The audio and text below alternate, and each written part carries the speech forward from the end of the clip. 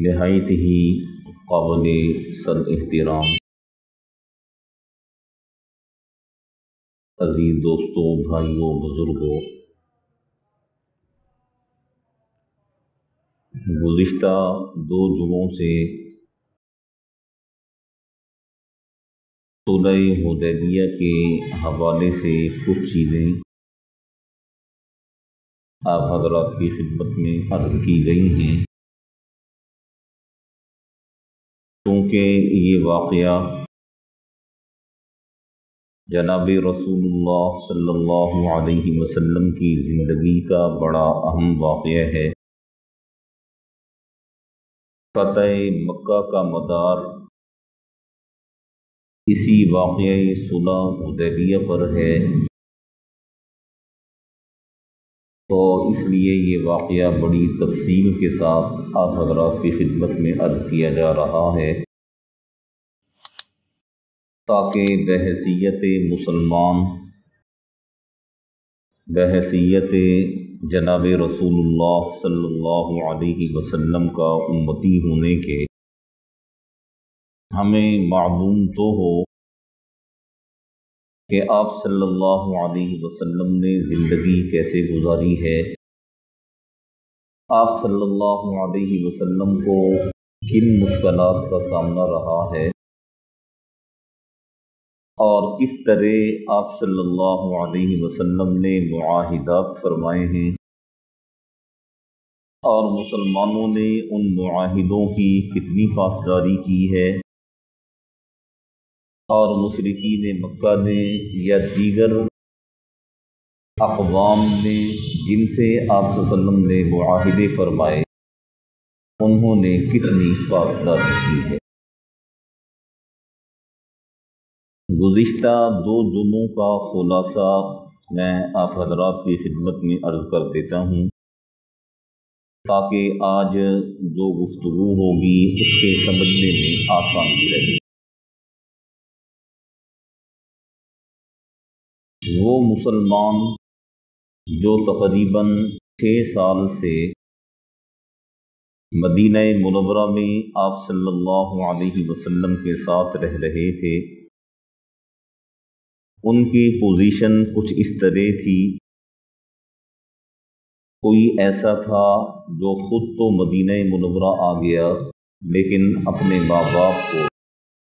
کسی بھی مجبوری کی وجہ سے مکہ مکرمہ میں چھوڑ آئے، اور کوئی صحابی ایسے بھی تھے جو خود تو ہجرت کر چکے لیکن ان کے بیوی بچے کسی وجہ سے ہجرت نہ کر سکے،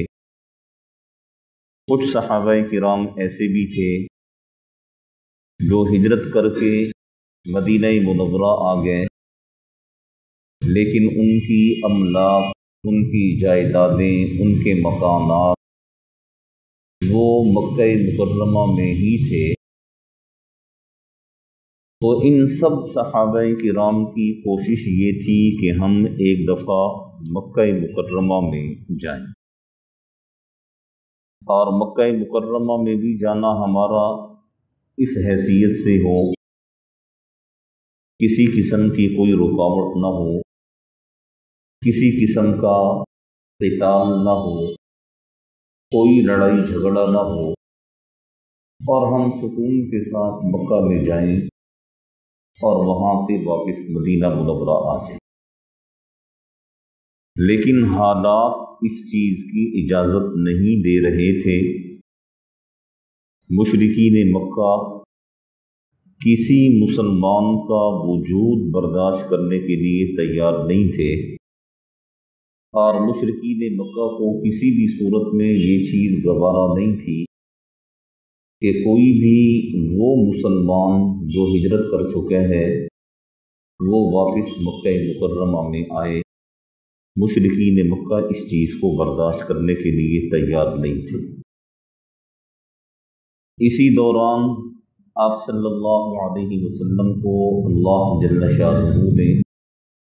خواب میں دکھایا کہ آپ صلی اللہ علیہ وسلم نے احرام باندھا ہوا ہے، صحابہ کرام نے بھی احرام باندھے ہوئے ہیں، اور ایک جم غفیر ہے اور آپ مکہ مکرمہ میں داخل ہوئے بڑے سکون کے ساتھ، اطمینان کے ساتھ، کوئی رکاوٹ نہیں ہے، کوئی روکنے والا نہیں ہے، کوئی لڑائی نہیں ہے، کوئی جھگڑا نہیں ہے، کوئی قتال نہیں ہے، اور مکہ مکرمہ تک آپ پہنچے، پھر وہاں سے حرم میں پہنچے، پھر وہاں سے بیت اللہ تک پہنچے، پھر وہاں سے بیت اللہ شریف کے اندر پہنچے، پھر وہاں آپ صلی اللہ علیہ وسلم کو بیت اللہ شریف کی چابیاں دی گئیں، یعنی یہ دکھایا گیا کہ مکہ فتح ہو گیا۔ آپ صلی اللہ علیہ وسلم نے یہ خواب صحابہ کرام کی خدمت میں ارشاد فرمایا، تو چونکہ نبی کا خواب وہی ہوا کرتے ہیں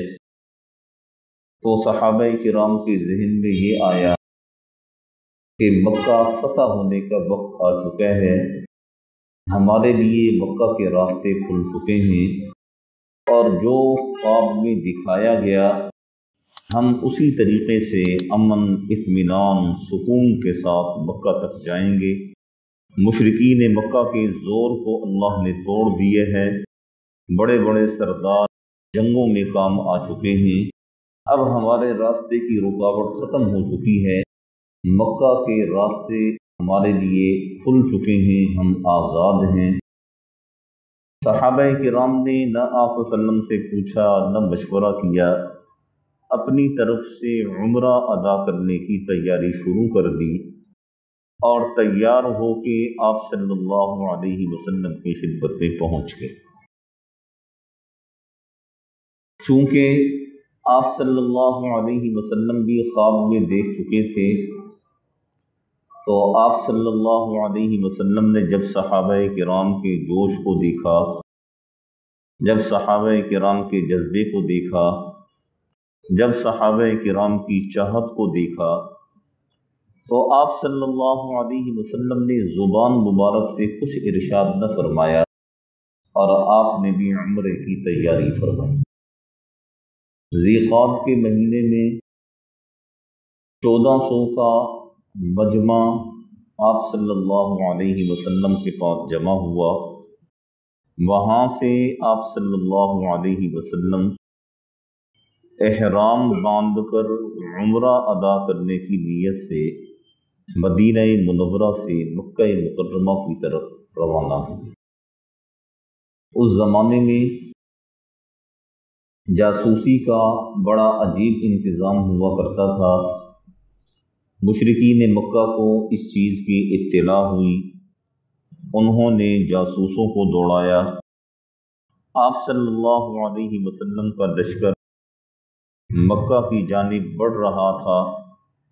کہ جاسوس وہاں پہنچے، اور جاسوسوں نے پل پل کی خبر مشرکین مکہ تک پہنچائی،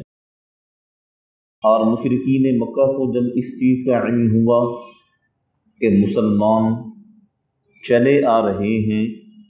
اور ان کا ارادہ عمرہ ادا کرنے کا ہے، اللہ کے گھر کا دیدار کرنا اور اللہ کے گھر کا طواف کرنا ہے، تو انہوں نے اپنے طور پر مشاورت کی۔ ان کی مشاورت میں یہ طے ہوا، لڑیں گے، مر جائیں گے، مگر کسی مسلمان کو مکہ میں داخل نہیں ہونے دیں گے۔ اور اس سلسلے میں انہوں نے خالد بن ولید رضی اللہ عنہ، جو ابھی تک مسلمان نہیں ہوئے تھے، انہیں ایک لشکر دیا،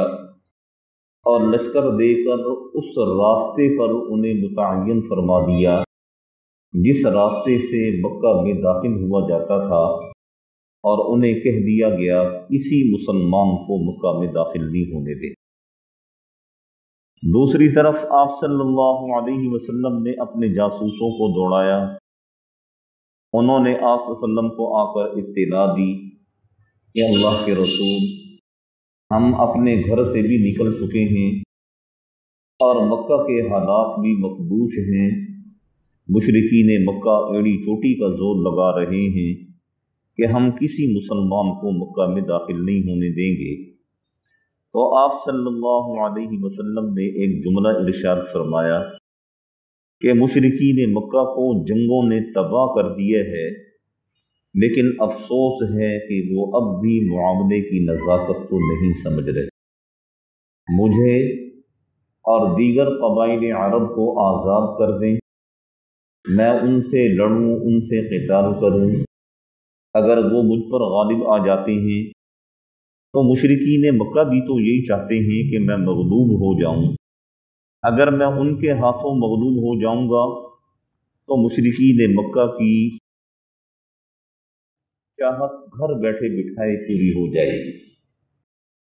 اور اگر میں غالب آ جاتا ہوں تو جب تک میں اور دیگر قبائل عرب آپس میں لڑیں گے، قتال کریں گے،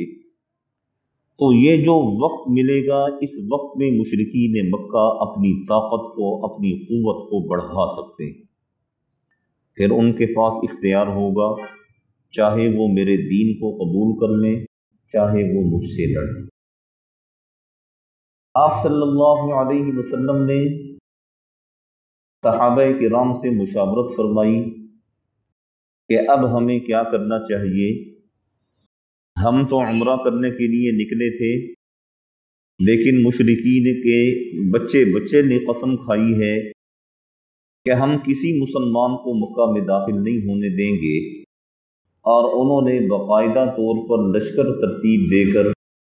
مکہ کے داخلی راستے پر پہنچا دیا ہے۔ تو اب ہمیں کیا کرنا چاہیے؟ تو صحابہ کرام نے آپ صلی اللہ علیہ وسلم کو مشورہ دیا کہ اللہ کے رسول، آپ جس نیت اور ارادے سے چلے ہیں، عمرہ ادا کرنے کی نیت سے آپ اسی نیت پر رہیں، اور اگر خدا نخواستہ کوئی ہمارے راستے پر آئے گا، کوئی ہمیں روکنا چاہے گا، کسی نے ہمارے خلاف تلوار اٹھائی، تو پھر ہم بھی تلوار اٹھانے میں حق بجانب ہوں گے۔ از خود ہم کسی پر تلوار نہیں اٹھائیں گے، کسی سے لڑائی نہیں کریں گے، کسی سے قتال نہیں کریں گے۔ اگر کسی نے ہمیں روکنے کی کوشش کی تو ہم پھر اپنا دفاع کریں گے اور تلوار اٹھائیں گے۔ آپ صلی اللہ علیہ وسلم نے اس مشورے کو پسند فرمایا اور روانگی کا حکم دیا۔ یہ معاملہ چلتے چلتے آپ صلی اللہ علیہ وسلم حدیبیہ کے مقام پر پہنچے۔ خالد بن ولید نے راستہ روکا ہوا ہے۔ آپ صلی اللہ علیہ وسلم نے ہٹ کر پڑاؤ ڈالا، صحابہ کرام نے خیمے نصب کیے، اور آپ صلی اللہ علیہ وسلم نے خالد بن ولید کے لشکر سے ہٹ کر دوسرے مقام پر پڑاؤ ڈالا۔ وہاں جو کچھ ہوا، جو معجزہ رونما ہوا، وہ میں آپ حضرات کی خدمت میں عرض کر چکا ہوں۔ یہاں مشرکین مکہ کے 3 وفد آپ صلی اللہ علیہ وسلم کے پاس آئے۔ ایک بدیل بن ورقہ کی معیت میں، دوسرا وفد حضرت عروہ بن مسعود کی معیت میں، تیسرا وفد جلیس بن علقمہ کی معیت میں، اور یہ تینوں بعد میں مسلمان ہو گئے۔ بدیل بن ورقہ نے آ کر گفتگو کی، آپ صلی اللہ علیہ وسلم نے وہی جواب دیا کہ ہم تو کسی سے لڑنے نہیں آئے، ہم قتال کرنے نہیں آئے، ہم تو عمرہ ادا کرنے آئے ہیں، راستہ چھوڑ دو، ہم عمرہ کریں گے، عمرہ کر کے واپس چلے جائیں گے۔ بدیل بن ورقہ نے جا کر مشرکین مکہ کو آپ صلی اللہ علیہ وسلم کا یہ پیغام دیا، تو پہلے تو انہوں نے سننے سے ہی انکار کر دیا، لیکن جب سنا تو انہوں نے ماننے سے انکار کر دیا۔ پھر عروہ بن مسعود آئے، ان سے آپ صلی اللہ علیہ وسلم کی بڑی نرم گرم باتیں ہوئیں، صحابہ کرام سے بھی ان کی بڑی گرمی ہوئی، اور انہوں نے بھی جا کر مشرکین مکہ سے یہی کہا کہ مسلمان بڑی معقول بات پیش کر رہے ہیں، وہ عمرہ کرنے کے لیے آ رہے ہیں، عمرہ کر کے چلے جائیں گے، کسی کو کچھ نہیں کہیں گے، ان کا راستہ چھوڑ دینا چاہیے۔ لیکن مشرکین مکہ کی سمجھ میں یہ بات نہ آئی۔ پھر تیسرا وفد جلیس بن علقمہ کی صورت میں آیا، اور اس نے آ کر گفتگو کی۔ ان سے بھی آپ صلی اللہ علیہ وسلم نے یہی کچھ ارشاد فرمایا۔ جدیس بن علقمہ نے بھی جا کر مشرکین مکہ کو یہی مشورہ دیا کہ ان کا راستہ چھوڑ دیا جائے، لیکن مشرکین مکہ اپنی ضد پر قائم رہے،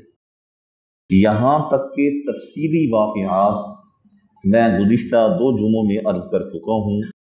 اس کے بعد کیا ہوا، یہاں سے اس سلسلے کو آگے بڑھاتے ہیں۔ آپ صلی اللہ علیہ وسلم نے صحابہ کرام سے مشاورت فرمائی کہ مشرکین مکہ کے 3 وفد ہمارے پاس آئے ہیں، تو ہمیں بھی چاہیے کہ ہم بھی اپنا ایک نمائندہ مشرکین مکہ کے پاس بھیجیں، جو جا کر انہیں یقین دلائیں ہماری طرف سے کہ ہم کسی سے جنگ کرنے کے لیے نہیں آئے، ہم کسی سے لڑنے کے لیے نہیں آئے، بلکہ ہم تو اللہ کے گھر کا دیدار کرنا چاہتے ہیں، اللہ کے گھر کی زیارت کریں گے، عمرہ کریں گے، طواف کریں گے اور خاموشی سے واپس چلے جائیں گے۔ تو بعد صحابہ کرام نے عرض کیا، اللہ کے رسول اس کام کے لیے حضرت عمر رضی اللہ عنہ سب سے زیادہ مناسب ہیں۔ جن صحابہ کرام نے حضرت عمر رضی اللہ عنہ کا نام تجویز فرمایا، ان کے ذہن میں یہ تھا کہ سفیر کی صورت میں جسے بھیجا جائے وہ اس طبیعت کا مالک ہو جس کی طبیعت میں جلال ہو، جس کا روب ہو، جس کا دبدبا ہو، ایسی شخصیت کو بھیجا جائے۔ اور حضرت عمر رضی اللہ عنہ کے بارے میں آپ صلی اللہ علیہ وسلم نے ارشاد فرمایا کہ عمر جس راستے سے گزر جاتا ہے شیطان بھی وہ راستہ چھوڑ دیتا ہے۔ اور حضرت عمر رضی اللہ عنہ وہ ذہین انسان تھے جنہوں نے اپنی زبان سے لفظ نکالا، اللہ نے عمر رضی اللہ عنہ کی زبان سے نکلے ہوئے اس لفظ کو قرآن کا حصہ بنا دیا۔ سبحانک ھذا بہتان عظیم۔ حضرت عمر رضی اللہ عنہ نے مختلف مواقع پر آپ صلی اللہ علیہ وسلم کے سامنے اپنی رائے کا اظہار کیا۔ اللہ جل شانہ نے حضرت عمر رضی اللہ عنہ کی رائے کو قرآن کی آیت بنا کر نازل فرما دیا۔ تو آپ صلی اللہ علیہ وسلم نے حضرت عمر رضی اللہ عنہ کو طلب فرمایا اور آپ نے فرمایا کہ عمر تمہارے ساتھی یہ کہہ رہے ہیں کہ عمر کو مسلمانوں کی طرف سے قاصد بنا کر بھیجا جائے۔ تو حضرت عمر رضی اللہ عنہ نے عرض کیا، اللہ کے رسول مجھے جانے میں کوئی اعتراض نہیں ہے، لیکن آپ جانتے ہیں میری طبیعت میں بڑی سختی ہے، اور آپ یہ بھی جانتے ہیں کہ مشرکین مکہ میرے بدترین دشمن ہیں، وہ کبھی بھی میرے وجود کو برداشت نہیں کریں گے۔ کہیں ایسا نہ ہو کہ میرے جانے سے معاملہ سلجھنے کے بجائے الجھ جائے۔ اللہ کے رسول میں آپ کے سامنے ایک ایسے شخص کا نام پیش کرتا ہوں جو ہر لحاظ سے اس کام کے لیے موزوں ہیں، معتدل مزاج، ٹھنڈی طبیعت کے اور معاملہ فہم، اور وہ جب جائیں گے تو انشاءاللہ معاملہ وہ کسی نہ کسی کروٹ ضرور بیٹھے گا۔ آپ صلی اللہ علیہ وسلم نے فرمایا کہ تمہاری نگاہ میں ایسا کون سا آدمی ہے؟ تو حضرت عمر رضی اللہ عنہ نے عرض کیا، اللہ کے رسول عثمان غنی رضی اللہ عنہ سے بہتر آدمی اس کام کے لیے اور کوئی نہیں ہے۔ آپ حضرت عثمان غنی رضی اللہ عنہ کو اپنا سفیر اور قاصد بنا کر بھیجیے، امید ہے یہ مشرکین مکہ تک اپنا پیغام پہنچائیں گے اور کامیابی کے ساتھ وہاں سے واپس آئیں گے۔ آپ صلی اللہ علیہ وسلم نے حضرت عمر رضی اللہ عنہ کی اس رائے کو پسند فرمایا۔ میں بارہا اپنے بیانات میں عرض کرتا رہتا ہوں کہ آپ صلی اللہ علیہ وسلم نے ہمیشہ اپنے صحابہ کا بڑا احترام فرمایا ہے، بڑا اکرام فرمایا ہے، اور صحابہ کرام آپ صلی اللہ علیہ وسلم نے یہ نہیں فرمایا کہ میں اللہ کا رسول ہوں، مجھ پر وحی آتی ہے، مجھ پر جبرائیل کی آمد ہوتی ہے، بس جو میں کہہ دوں گا وہ صحیح نہیں۔ اگر صحابہ کرام کا مشورہ مناسب ہوتا تھا تو آپ صلی اللہ علیہ وسلم اسے تسلیم فرمایا کرتے تھے۔ تو حضرت عثمان غنی رضی اللہ عنہ کے قاصد بنا کر بھیجنے پر آپ صلی اللہ علیہ وسلم راضی ہو گئے، تو آپ صلی اللہ علیہ وسلم نے حضرت عثمان غنی رضی اللہ عنہ کو بلایا اور ان سے فرمایا کہ تم ہماری طرف سے سفیر بن کر جاؤ، ہماری طرف سے قاصد بن کر جاؤ،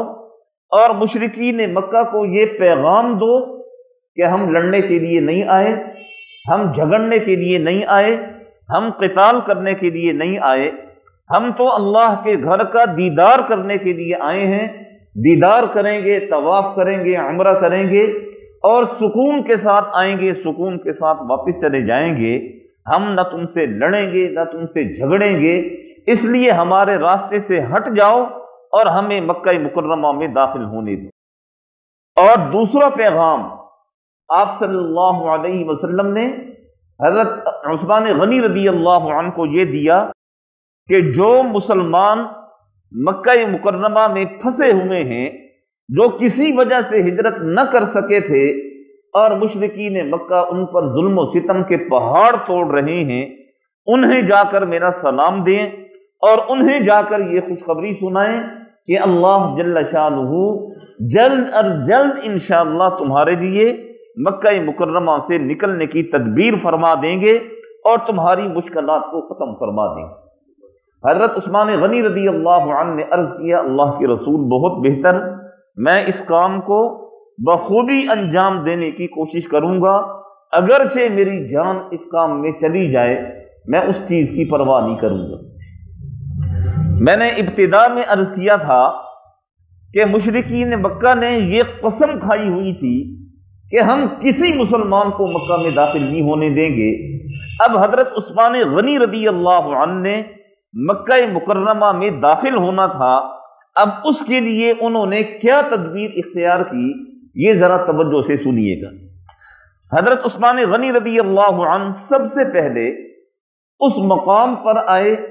جہاں خالد بن ولید رضی اللہ عنہ نے ناکہ لگا کر راستہ بند کیا ہوا تھا اور پورا لشکر ان کے ساتھ تھا۔ تو حضرت عثمان غنی رضی اللہ عنہ نے یہاں آ کر یہاں جو بڑے بڑے سردار تھے ان سے آ کر گفتگو فرمائی اور آپ صلی اللہ علیہ وسلم کا پیغام دیا کہ ہم لڑنے نہیں آئے، ہم جھگڑنے نہیں آئے، ہمارا راستہ چھوڑ دو، ہم عمرہ کر کے چلے جائیں گے۔ بہتر ہے اپنے سرداروں سے کہیں کہ مسلمانوں کو اور دیگر قبائل عرب کو آزاد چھوڑ دیں، مسلمان اور دیگر قبائل عرب وہ آپس میں نمٹ لیں، اگر دیگر قبائل عرب غالب آ جائیں گے تو مشرکین مکہ کی چاہت گھر بیٹھے بٹھائے پوری ہو جائے گی، اور اگر ہم غالب آ گئے تو پھر بھی تمہارے پاس اختیار ہوگا، چاہو تو مسلمان ہو جاؤ، چاہو تو اپنی تلوار سے ہم سے فیصلہ کروا لو، جس طرح تم چاہو گے، لیکن سرے دست ہمارے لیے راستہ چھوڑ۔ تو خالد بن ولید نے جو اس لشکر کے سردار تھے انہوں نے کہا کہ عثمان یہیں سے واپس چلے جاؤ، نہ تم مکہ میں داخل ہو سکتے ہو، نہ ہم کسی مسلمان کو مکہ میں داخل ہونے دیں گے، جا کر اپنے بزرگ سے کہہ دو کہ یہیں سے واپس جانا ہے تو چلے جاؤ، مکہ تک پہنچنے کا خواب اپنے دل سے نکال دو۔ تو حضرت عثمان غنی رضی اللہ عنہ جب وہاں سے واپس ہونے لگے تو وہیں حضرت عثمان غنی رضی اللہ عنہ کے ایک پرانے دوست تھے ابان بن سعید، یہ بھی آگے چل کے مسلمان ہو گئے تھے۔ حضرت ابان بن سعید رضی اللہ عنہ، ان سے حضرت عثمان غنی رضی اللہ عنہ کی ملاقات ہوئی۔ ابان بن سعید نے بڑی گرم جوشی سے حضرت عثمان غنی رضی اللہ عنہ کا استقبال کیا۔ تو حضرت عثمان غنی رضی اللہ عنہ نے فرمایا کہ میں مکہ میں داخل ہونا چاہتا ہوں اور یہ لوگ میرے لیے راستہ نہیں چھوڑ رہے۔ تو ابان بن سعید نے کہا کہ عثمان میں آپ کو پناہ دیتا ہوں، میں آپ کو پناہ دیتا ہوں۔ اس زمانے میں پناہ کا مطلب یہ ہوا کرتا تھا کہ اگر پورا قبیلہ کسی کی جان کا دشمن ہوا کرتا تھا اور قبیلے میں سے کوئی ایک آدمی اسے پناہ دے دیا کرتا تھا تو پورا قبیلہ پیچھے ہٹ جایا کرتا تھا اور اس شخص کو میلی آنکھ سے نہیں دیکھا کرتا تھا۔ ابان بن سعید نے کہا عثمان ایسی پریشانی والی کیا بات ہے، میں آپ کو پناہ دیتا ہوں، آپ میری پناہ میں مکہ میں داخل ہوں گے، کوئی آپ کو میری آنکھ سے نہیں دیکھے گا۔ اور ابان بن سعید نے حضرت عثمان غنی رضی اللہ عنہ کو اپنے ساتھ گھوڑے پر بٹھایا اور وہیں اعلان کیا کہ لوگوں سنو، میں نے عثمان کو پناہ دی ہے، یہ میری پناہ میں مکہ میں داخل ہو رہے ہیں، اگر کسی نے عثمان غنی کو میری آنکھ سے دیکھا تو میرا پورا قبیلہ اس شخص کے اوپر چڑھ دوڑے گا اور اسے نیست و نابود کر دے گا۔ یہ اللہ جل شانہ یہ راستے بنا رہے ہیں، یہ اللہ جل شانہ کی مدد مسلمانوں کے ساتھ شامل حال ہے، اور یہ اللہ جل شانہ کی مدد کا منہ بولتا ثبوت ہے کہ ایک پورا لشکر راستے کو روک کر کھڑا ہوا ہے، لیکن اس کے باوجود حضرت عثمان غنی رضی اللہ عنہ کے لیے مکہ تک جانے کے راستے وہ کھول دیے گئے، اور حضرت عثمان غنی رضی اللہ عنہ مکہ میں پہنچے۔ اور جب آپ مکہ میں پہنچے تو سب سے پہلا کام حضرت عثمان غنی رضی اللہ عنہ نے یہ کیا کہ مکہ کے سرداروں سے جا کر ملاقات کی، اور جتنے بھی بڑے بڑے سردار تھے ان سب کے پاس پہنچے اور ان سب سے جا کر آپ صلی اللہ علیہ وسلم کا پیغام پہنچایا۔ اور پیغام کیا تھا؟ پیغام یہی تھا کہ تمہیں جنگوں نے تباہ کر دیے ہے، تمہارے بڑے بڑے سردار وہ جنگوں میں مارے جا چکے ہیں، اب پھر تم جنگ کرنے کے لیے پر تول رہے ہو، بہترین موقع ہے، ایک طرف ہو جاؤ، میں جانوں اور دیگر قبائل عرب اگر وہ مجھ پر غالب آ گئے تمہاری مراد گھر بیٹھے بٹھائے پوری ہو جائے گی، اور اگر میں غالب آ گیا پھر تم اپنی تلوار نکال لینا یا اسلام قبول کر لینا، تمہارے لیے دونوں راستے ہوں۔ تو مشرکین مکہ کے سرداروں نے یہ کہا کہ عثمان اپنے بزرگ سے جا کر کہہ دیں یہاں سے ایک قدم بھی آگے نہیں بڑھانے دیں گے، یہیں سے واپس چلے جائیں، بعد کی بعد میں دیکھیں گے۔ حضرت عثمان غنی رضی اللہ عنہ وہاں سے فارغ ہوئے تو جو کمزور ضعفاء مسلمین وہاں رہتے تھے، جو مشرکین مکہ کے ظلم و ستم برداشت کر رہے تھے، انہیں جا کر حضرت عثمان غنی رضی اللہ عنہ نے ان سے جا کر ملاقات کی، آپ صلی اللہ علیہ وسلم کا سلام پہنچایا اور آپ کا پیغام پہنچایا، تو جتنے بھی مسلمان تھے ان سب نے خوشی کا اظہار کیا۔ اور حضرت عثمان غنی رضی اللہ عنہ 3 دن مکہ مکرمہ میں رہے، حضرت ابان بن سعید رضی اللہ عنہ کی پناہ میں، اور 3 دن کے بعد مشرکین مکہ نے آپ صلی اللہ علیہ وسلم کے اس صحابی سے، اس دوہرے داماد سے کہا کہ عثمان اب جب کہ تم مکہ میں پہنچ چکے ہو، اگر تم چاہو تو ہم تمہیں اجازت دیتے ہیں تم بیت اللہ کا طواف کر لو۔ یہ حضرت عثمان غنی رضی اللہ عنہ پر اللہ جل شانہ کی طرف سے ایک آزمائش تھی، اور حضرت عثمان غنی رضی اللہ عنہ اس آزمائش پر پورا اترے۔ حضرت عثمان غنی رضی اللہ عنہ نے عرض کیا تم مجھے اجازت دے رہے ہو اور مجھ سے تم یہ توقع کر رہے ہو کہ میں آپ صلی اللہ علیہ وسلم کے بغیر بیت اللہ کا طواف کر لوں گا؟ یہ تم نے سوچا بھی کیسے ہے؟ جب تک آپ صلی اللہ علیہ وسلم نہیں آئیں گے میری غیرت اس چیز کو گوارا نہیں کرتی ہے کہ آپ صلی اللہ علیہ وسلم تو بیت اللہ کی زیارت نہ کر سکے اور میں بیت اللہ کا طواف کرتا رہوں، یہ کبھی بھی نہیں ہوگا۔ اور یہ جتنے بھی صحابہ کرام تھے یہ سب غیور صحابہ کرام تھے، اور یہ جتنے بھی صحابہ کرام تھے انہوں نے آپ صلی اللہ علیہ وسلم سے وفاداری کا، جانثاری کا حق انہوں نے ادا کیا۔ ایک اور واقعہ ہے کہ ایک صحابی رضی اللہ عنہ سے کسی وجہ سے آپ صلی اللہ علیہ وسلم ناراض ہو گئے، اور آپ صلی اللہ علیہ وسلم نے ان سے کلام ختم فرما دیا، بول چال ختم فرما دی۔ تو اس صحابی کے پاس ایک عیسائی کا خط آیا، اور اس عیسائی بادشاہ نے یہ لکھا کہ ہم نے یہ سنا ہے کہ تمہارے آقا تم سے ناراض ہیں اور تم سے گفتگو تک نہیں کرتے ہیں، اگر تم چاہو تو ہمارے پاس آ جاؤ اور ہم تمہیں بڑا مرتبہ عطا کریں گے۔ تو اس صحابی رضی اللہ عنہ کے بارے میں لکھے ہے کہ وہ رونے لگ گئے اور اللہ جل شانہ کی بارگاہ میں عرض کیا کہ میرے مالک، اب یہاں تک نوبت آن پہنچی ہے کہ یہ بدبخت عیسائی یہ مجھ سے یہ توقع کر رہے ہیں کہ میں آپ صلی اللہ علیہ وسلم کو چھوڑ کر ان سے جا کر ملوں گا۔ اللہ کے رسول آپ صلی اللہ علیہ وسلم کی ناراضگی کو دور فرما، اور وہ خط انہوں نے تندور کے اندر ڈال دی۔ تو حضرت عثمان غنی رضی اللہ عنہ نے فرمایا کہ ایسا کبھی نہیں ہوگا کہ آپ صلی اللہ علیہ وسلم تو بیت اللہ کی زیارت نہ کر سکے اور میں بیت اللہ کا طواف کرتا پھروں، ایسا کبھی نہیں ہوگا۔ علماء کرام نے لکھا ہے کہ جب حضرت عثمان غنی رضی اللہ عنہ 3 دن مکہ مکرمہ میں رہے، اسی دوران مشرکین مکہ نے ایک اور سازش کی، اپنے 50 آدمی اس کام پر لگائے کہ وہ کسی بھی طرح اس مقام تک پہنچے جہاں آپ صلی اللہ علیہ وسلم قیام فرما ہیں، اور آپ صلی اللہ علیہ وسلم تک پہنچنے کی کوشش کریں۔ اگر پہنچ جائیں تو نعوذ باللہ آپ صلی اللہ علیہ وسلم کو شہید کر دیں۔ یہ مشرکین مکہ نے ایک چال چلی تھی کہ اگر اس طریقے سے آپ صلی اللہ علیہ وسلم نعوذ باللہ شہید ہو جاتے ہیں تو مسلمانوں کا سارا پانی یہیں ختم ہو جائے گا اور مسلمان یہیں سے واپس چلے جائیں گے۔ لیکن اتنے واقعات گزرنے کے باوجود مشرکین مکہ کی سمجھ میں یہ چیز نہ آئی کہ جس رب نے آپ صلی اللہ علیہ وسلم کو مکہ میں باوجود تمام سازشوں کے زندہ رکھا ہے، وہ رب کب چاہے گا آپ صلی اللہ علیہ وسلم کو ضائع کر دینا؟ اس نے ہر مقام پر آپ صلی اللہ علیہ وسلم کو زندہ رکھنا ہے۔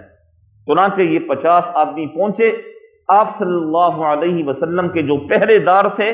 حضرت مغیرہ بن شعبہ رضی اللہ عنہ، حضرت محمد بن مسلمہ رضی اللہ عنہ، انہوں نے ان 50 کے 50 آدمیوں کو گرفتار کر لیا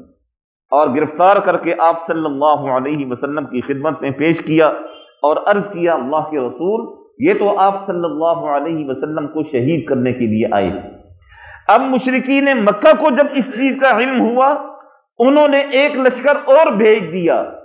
اور اس لشکر نے آ کر 2 ہاتھ آگے بڑھ کر حرکت کی کہ اس لشکر نے مسلمانوں پر کچھ تیر برسائے، کچھ پتھر برسائے،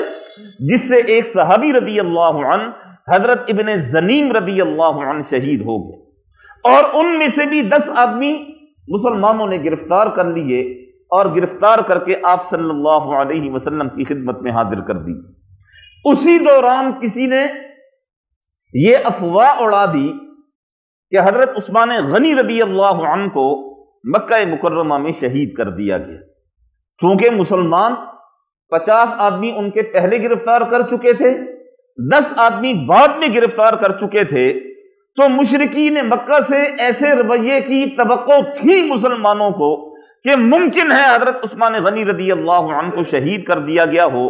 جو ہی یہ افواہ پھیلی،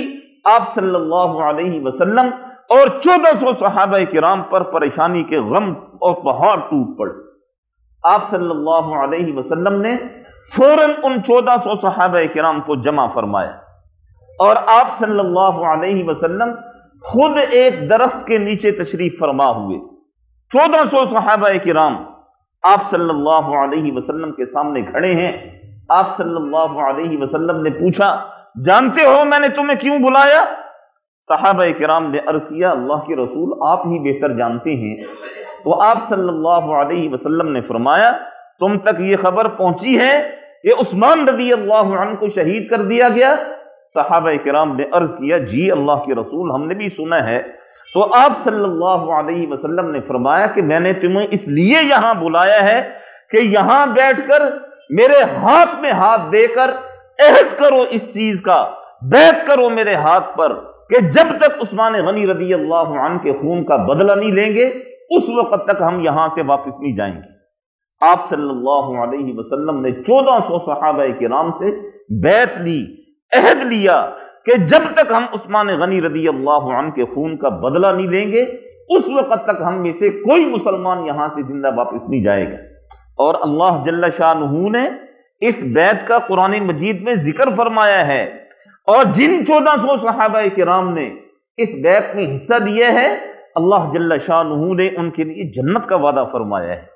ان الذین یبایعونک، وہ لوگ جنہوں نے آپ صلی اللہ علیہ وسلم کے ہاتھ مبارک پر بیعت کی ہے، ان الذین یبایعونک انما یبایعون اللہ، در حقیقت انہوں نے اللہ سے عہد کیا ہے۔ آپ صلی اللہ علیہ وسلم کی تابعداری، آپ صلی اللہ علیہ وسلم کی اطاعت در حقیقت اللہ پاک کی اطاعت ہے۔ تو جنہوں نے آپ صلی اللہ علیہ وسلم کے ہاتھ میں ہاتھ دے کر بیعت کی ہے اور عہد کیا ہے کہ ہم یہاں سے واپس نہیں جائیں گے، در حقیقت انہوں نے اللہ سے عہد کیا ہے۔ اور اللہ پاک فرماتے ہیں کہ جو لوگ عہد کو پورا کرتے ہیں ہماری مدد ان کے ساتھ شامل حال ہوا کرتی ہے۔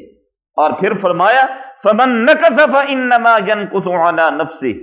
ان میں سے کوئی بھی آدمی اگر اس عہد کو توڑے گا، اس بیعت کو توڑے گا، اس کا نقصان اسی کو برداشت کرنا ہوگا، اس کا وبال اسی پر پڑے گا۔ وَمَنْ أَوْفَى بِمَا عَاهَدَ عَلَيْهُ اللَّهُ، اور جس نے اس عہد کو پورا کیا فَسَيُؤْتِيهِ أَجْرًا عَظِيمًا، اللہ تعالیٰ اسے بہت بڑا اجر عطا فرمائیں گے۔ اور جنگ کی نوبت آنی تھی یا نہیں آنی تھی یہ تو کسی مسلمان کو معلوم نہیں تھا، لیکن اللہ جل شانہ نے جب 1400 صحابہ کرام نے عہد کر لیا، بیعت کر لی، تو اللہ جل شانہ نے قرآن مجید میں ان کے لیے اپنی رضا کا اعلان فرمایا۔ لقد رضی اللہ عن المؤمنین، اللہ تعالیٰ ان مسلمانوں سے راضی ہے، اللہ تعالیٰ ان مسلمانوں سے خوش ہے،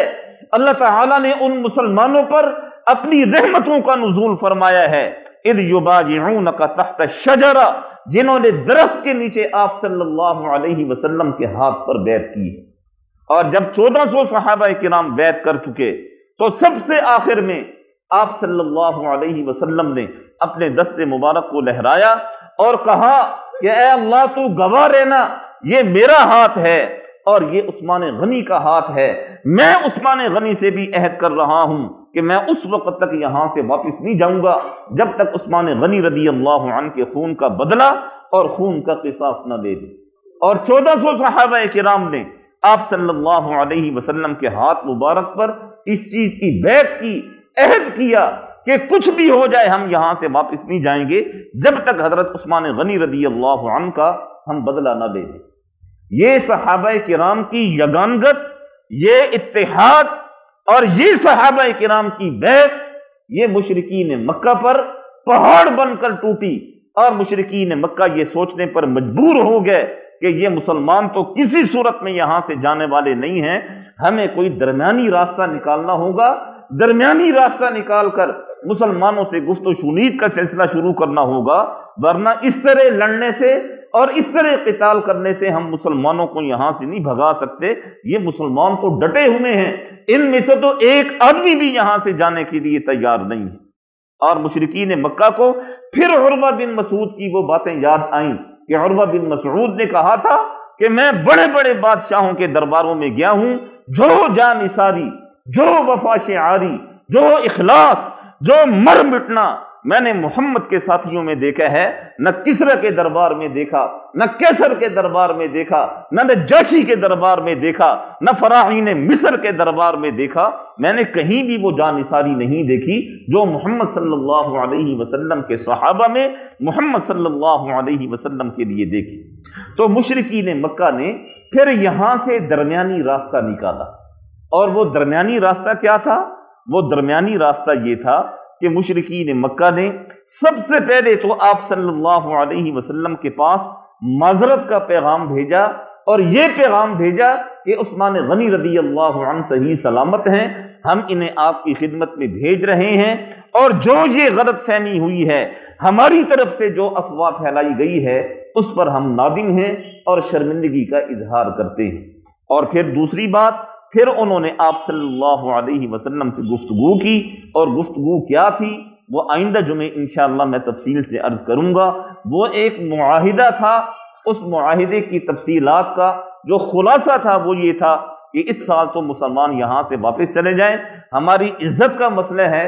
آئندہ سال مسلمان آئیں اور آ کر عمرہ ادا کریں، ہم میں سے کوئی بھی مشرک رکاوٹ نہیں ڈالے گا، مسلمانوں کے لیے راستہ کھلا ہوگا، وہ آئیں، آئندہ سال آئیں، عمرہ کریں، طواف کریں، 3 دن یہاں سے رہیں، یہاں سے واپس چلیں جائیں۔ آپ صلی اللہ علیہ وسلم کے پاس یہ پیغام کون لے کر آیا؟ صحابہ کرام کا رد عمل کیا تھا؟ مشرکین سے کن شرائط پر